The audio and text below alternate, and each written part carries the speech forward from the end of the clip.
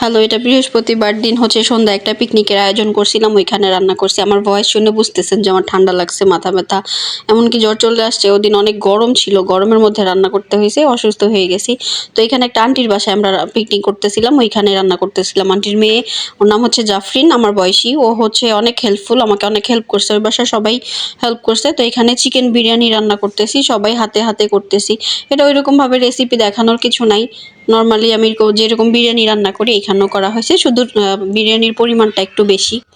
তো পিকনিকে হয় কি, সবাই হাতে হাতে কাজ করলে মজা হয়। আর ওই দিন সবাই অনেক বেশি আনন্দ করতেছিল। আর এই নাড়াচাড়ার ব্যাপারটা, এটা হচ্ছে আমি তো আর একা একা করতে পারবো না, আমার স্যার করতেছিল।